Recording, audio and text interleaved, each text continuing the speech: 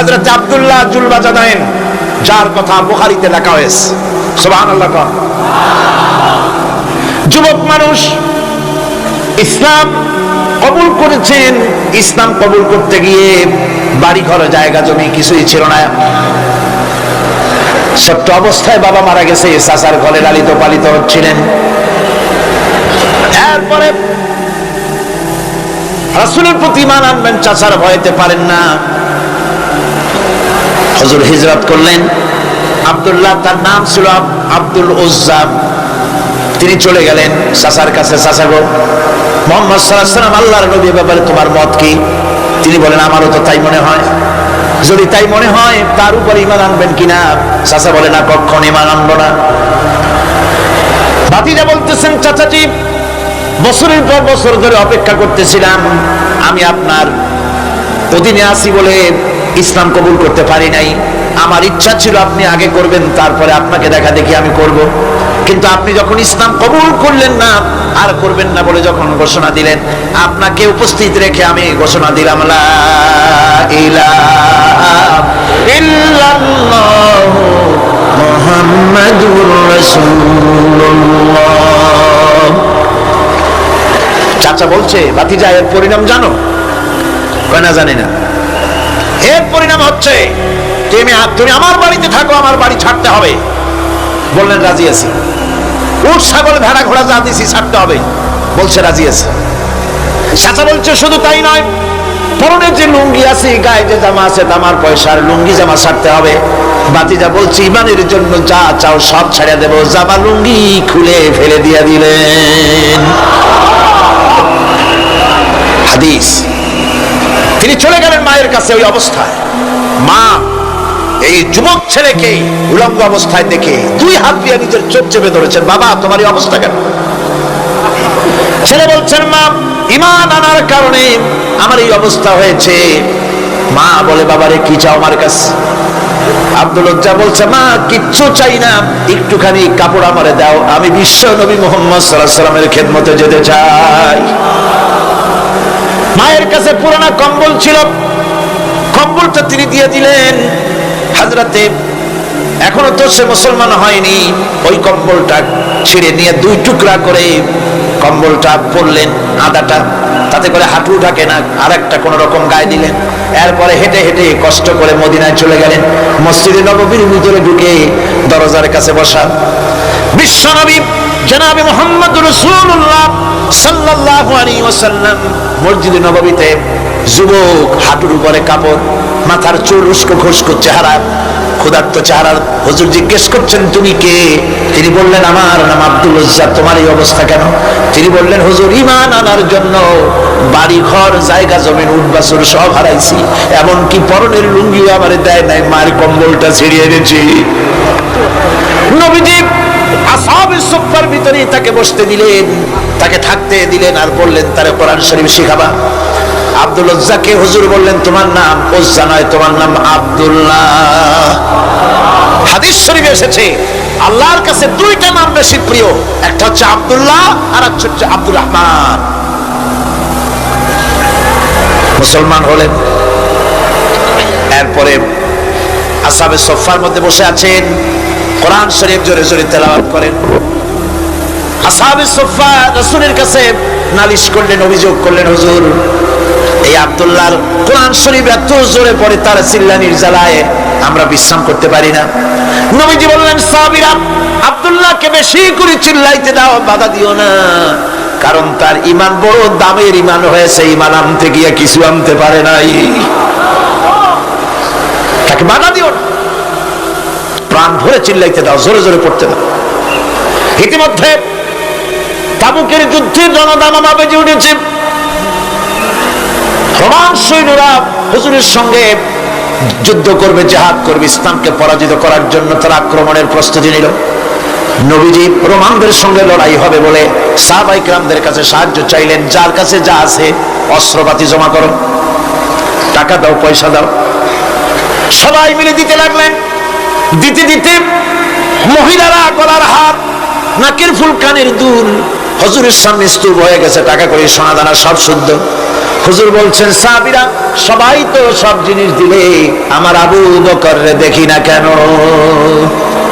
হযরত আবু বকর রাদিয়াল্লাহু তাআলা আনহু একটা পিলারের আড়ালে দাঁড়ানো ছিলেন। হুজুরের ডাক শুনে তিনি আসলেন, হাতে ছোট্ট একটা থলি, চোখে পানি। থলিটা হুজুরের হাতে তুলে দিলেন। হুজুর থলি ছাড়লেন, দেখা গেল কয়েকটা দিরহাম আর কয়েক কেজি গম, আর কিছু নাই। হুজুর তাকালেন, দেখছেন আবু বকর রাদিয়াল্লাহু তাআলা আনহু চোখের পানিতে দাড়ি ভিজে ভিজে পড়তেছে।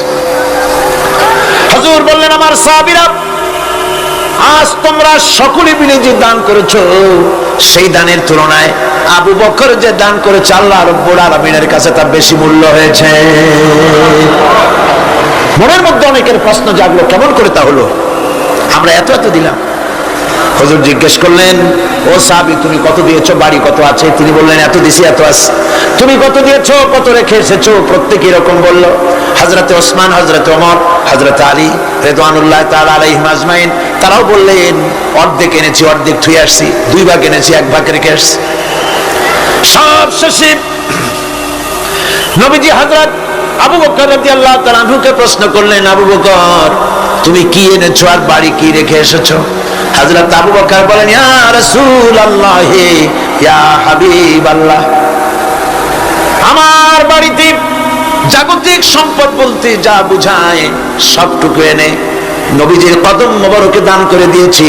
আবু বকরের ঘরে এখন আল্লাহ আর তার রাসূল ছাড়া কোনো জিনিস বাকি নাই, যা ছিল সব এনেছি। হুজুর জিহাদে রওনা হলেন 30,000 সৈন্য সাথে, 30 সহস্র সৈন্য নিয়ে নবীজি তাবুকের দিকে চললেন। পথের মধ্যে হযরত আব্দুল্লাহ এসে হুজুরের সামনে দাঁড়ায় গেছেন। আব্দুল্লাহ এসে বলেন, ইয়া রাসূলুল্লাহ, একটু দাঁড়ান। এই জিহাদে মেয়ে লোক, পুরুষেরা, সাহাবীরা সবাই প্রাণ ভরে দান করলো, কিন্তু আমি এমন এক বান্দা, আল্লাহর কিছুই দিতে পারলাম না। আমার তো দেওয়ার মতো কিছুই নাই হুজুর, আমার দেওয়ার মতো কিছুই নাই। তবে আমি আপনার কাছে দোয়া চাই, আপনি দোয়া করুন, আমি যেন এই যুদ্ধে, এই জিহাদের ময়দানে আমি যেন শহীদ হতে পারি। নবীজি বললেন, একটু বাকল নিয়ে আসো গাছের। একটা গাছের বাকল আনা হলো। এই বাকলটা হুজুর নিজ হাতে আব্দুল্লাহর হাতে বাঁধা দিলেন আর বললেন, রব্বুল আলামিন, আমি আব্দুল্লাহর রক্ত কাফিরদের জন্য হারাম করে দিলাম। হযরত আব্দুল্লাহ কেঁদে জারজার হয়ে যাচ্ছেন, বলছেন, ইয়া রাসূলুল্লাহ, আমি চাইলাম শহীদ হব, আর আপনি আমার রক্তকে কাফেরদের জন্য হারাম করে দিলেন।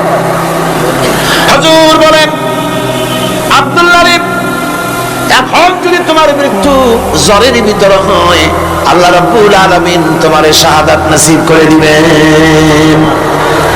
তাবুকের ময়দানে হুজুর চলে গেলেন। কয়েকদিন পরে খবর আসলো হুজুরের কাছে, আব্দুল্লাহ কয়েকদিন জ্বর ভোগ করে আব্দুল্লাহ মারা গিয়েছেন। হুজুর বললেন, তার জানাজার ব্যবস্থা করো, কাফন দাফনের ব্যবস্থা করো। ব্যবস্থা হয়ে গেল। রাতের বেলায় দাফন হবে। একজন লোক কবরের কাছে দাঁড়ায় টিম টিম করে একটা আলো নিয়ে দাঁড়ায় আছে, আর একজন লোক কবরের ভিতরে নেমেছেন।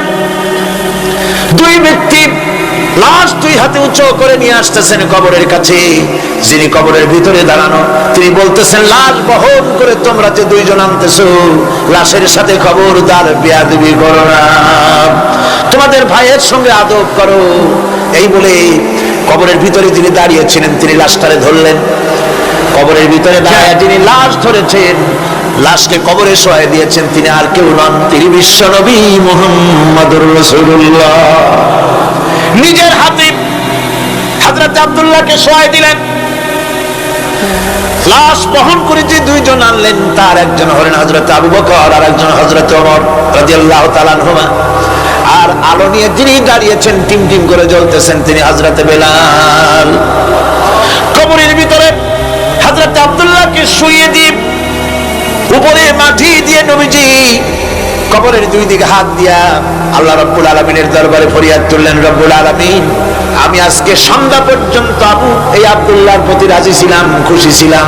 আল্লাহ গো, তুমি আব্দুল্লাহর প্রতি রাজি হয়ে যাও। হযরত ইবনে মাসউদ রাদিয়াল্লাহু তাআলা আনহু পাশে দাঁড়ানো ছিলেন। চিৎকার দিয়ে কেঁদে কেঁদে বললেন, আয় আল্লাহ তাআলা, এই কবরের ভিতরে আজকে আব্দুল্লাহর লাশটা না হইয়া যদি আমার লাশ হতো, আমার ভাগ্যটা খুলে যেত। শহীদের মর্যাদা আল্লাহ পাকের কাছে সব থেকে বেশি।